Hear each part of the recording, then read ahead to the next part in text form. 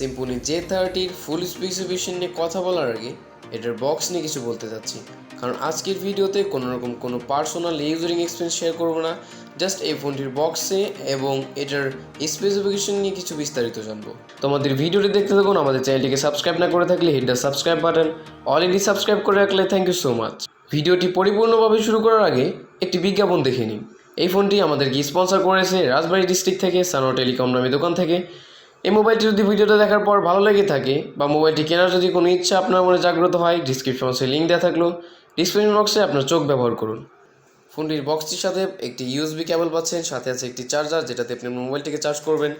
User guide, যেটা অনেকেই পড়ে না বাট এটার খুব বেশি গুরুত্বপূর্ণ নেই। একটি ওয়ারেন্টি কার্ড আছে, যেটা আপনার ফোনটি যদি কোনো প্রবলেম হয় আপনি চাইলেই কাস্টমার কেয়ার থেকে অনেকটা ইজিলি এটাকে সার্ভিস করতে পারেন ওয়ারেন্টি টাইমের মধ্যে।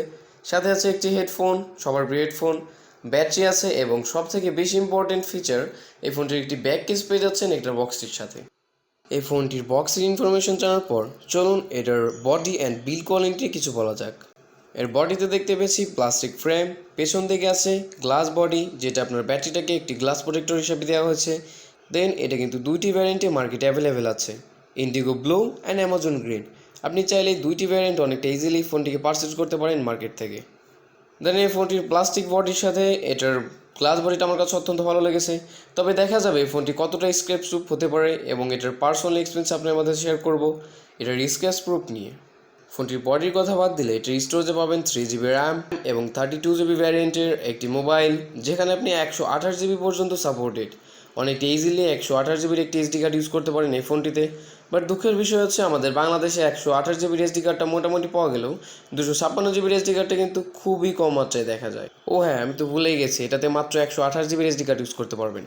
3GB র্যামের সাথে 32GBর একটি ভ্যারিয়েন্ট পাচ্ছেন, যেখানে মাত্র 128GB পর্যন্ত ইউজ করতে পারবেন। চাইলে কোনো পেন ড্রাইভ আপনি ইউজ করতে পারবেন না 128GB থেকে বেশি। এই ফোনটি এসডি কার্ড ছেড়ে দিলে এটা ডিসপ্লে নিয়ে বিস্তারিত জানবো। ডিসপ্লেতে 16mm কালার পাচ্ছেন, রেজুলেশনে পাচ্ছেন 720x1600 পিক্সেল, যেটা অত্যন্তই ভালো। বাট ফোনটি যখন আমি মোটামুটি ফার্স্ট টাইম ইউজ করলাম খুব বেশি একটা চমৎকার লাগলো না, বাট এই বাজেটের মধ্যে হতে পারে পারফেক্ট। 6.52 ইঞ্চির এই ডিসপ্লেটা মনে হয় না আপনাকে খুব বেশি বিরক্ত করবে। IPS LCD capacitive touch screen দেখতে পেয়েছি এই ফোনটিতে। আপনি চাইলে অনেকটা ডিসপ্লের সাথে আপনার ফোনের মজাটা নিতে পারেন। তো কিছুদিন ফোনটি ইউজ করার পর আশা করি ডিসপ্লের কিছু রোগ ধরা পড়বে। তো পার্সোনাল এক্সপিরিয়েন্সে আপনাদের মাঝে শেয়ার করব এটার বিস্তারিত। ডিসপ্লের কথা ছেড়ে আসলে চলে আসছি আমাদের সবার প্রিয় ক্যামেরাতে। স্মার্টফোন আমরা স্বভাবত কিনে থাকি একটি সুন্দর সেলফি ক্রিয়েট করার জন্য এবং কিছু মুহূর্তকে ক্যাপচার করার জন্য। ফোনটির গরিলা গ্লাস 5 প্রোটেক্টর না দিয়ে যে গ্লাস বডি ইউজ করা হয়েছে তার সাথে আপনি দেখতে পারবেন ট্রিপল রিয়ার ক্যামেরা, 2 মেগাপিক্সেল, দেন 13 মেগাপিক্সেলের মেইন ক্যামেরা, সেখানে আপনি 2 মেগাপিক্সেলের টেলিফোটো ক্যামেরা দেখছেন এআই সাপোর্টেড, অ্যান্ড 5 মেগাপিক্সেলের ডেপথ সেন্সর থাকছে এই ফোনটিতে। আপনি চাইলে অনেকটা ইজিলি একটি ভালো পিকচার ক্যাপচার করতে পারেন। দেন ভিডিওর স্ক্রিনে দেখতে পাচ্ছেন হয়তো যেটার পিকচার কোয়ালিটি কতটা ভালো হতে পারে, বাট সেলফি ক্যামেরাটা আমার কাছে খুব বেশি ভালো লাগলো না। এখানে একটি সেলফির পিকচার আপনারা হয়তো স্ক্রিনে দেখতে পাচ্ছেন, তো মোটামুটি হয়তো বুঝতে পারছেন 8 মেগাপিক্সেলের সেলফিটা কতটা বাজে হতে পারে এই ফোনটিতে। বাট ব্যাক ক্যামেরার ফিচার সম্বন্ধে শুনলে আপনার মাথা ঘুরে যাবে। 4x জুম পাচ্ছেন, দেন ফিচার সম্বন্ধে আইআই থাকছে, আলট্রা ওয়াইড অ্যাঙ্গেল থাকছে, পোর্ট্রেট থাকছে। আপনি কিন্তু চাইলে ওয়াটারমার্কের সাথে, বাট এই ওয়াটারমার্কটা আপনি চাইলে অনেকটা ইজিলি রিমুভ করতে পারবেন না। হতে পারে এর জন্য কোনো থার্ড পার্টি অ্যাপস আপনাকে ইউজ করতে হবে। কিছু ইম্পর্টেন্ট ফিচার আছে যেগুলো আমরা অনেকেই জানি না এই ফোনটিতে আছে। আপনি চাইলে কিন্তু নাইট মোডে অ্যান্টি ফ্লিকারটা কি, আপনি যখন নাইট মোডে কোনো পিকচার ক্যাপচার করবেন দেন সেখানে কিন্তু আপনার চোখটা দেখতে পারবেন। অনেক ডিভাইসে চোখটা কিন্তু একটু রেড কালার হয়ে যায়, যেটাকে রেড আই মোড বলা হয়। তো এটাকে একটু ঘুরিয়ে ফিরিয়ে আপনাকে বলা হয়েছে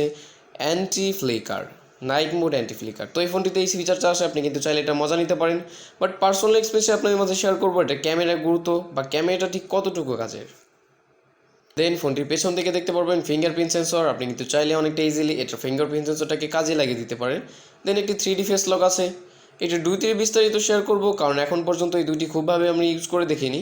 বাট ইউজ করার পর দেখা যাবে এই দুইটির কতটা কার্যকরী হতে পারে, বা এটার সিকিউরিটি সিস্টেমটা কতটা হার্ড হতে পারে অন্যান্য ডিভাইসের তুলনায়। তো শেষ পর্যন্ত দেখতে পেয়েছি এই ফোনটিকে জীবিত রাখার জন্য 5000 mAh একটি লিথিয়াম পলিমার ব্যাটারি ইউজ করা হয়েছে, যেটা আমার কাছে খুবই ভালো লেগেছে। এটার প্রাইসটাই শেয়ার করা হয়নি আপনাদের মাঝে। এটার প্রাইস হচ্ছে 9790 টাকা। এই ৯,৭৯০ টাকায় আপনি ৫,০০০ এমএচের একটি লিথিয়াম পলিমার ব্যাটারি পাচ্ছেন, সাথে পাচ্ছেন 3 GB র্যাম, 32 GB, চাইলে 128 GB একটি এসডি কার্ড ইউজ করতে পারেন। ট্রিপল রিয়ার ক্যামেরা থাকছে, 2 মেগাপিক্সেলের টেলিফোটো ক্যামেরা যেটা এআই সাপোর্টেড, দেন 5 মেগাপিক্সেলের ডেপথ সেন্সর, 13 মেগাপিক্সেলের মেইন ক্যামেরা অ্যান্ড ভাঙাচোরা একটি সেলফি ক্যামেরা আছে যেটা খুবই বাজে এই ফোনটিতে। 8 মেগাপিক্সেলের সেলফি ক্যামেরাটা আমার কাছে খুবই খারাপ লেগেছে। ডিসপ্লেতে IPS LCD capacitive touch screen, 16 millimetre colour থাকছে, 6.52 ইঞ্চি ডিসপ্লে পাচ্ছেন এই ফোনটিতে।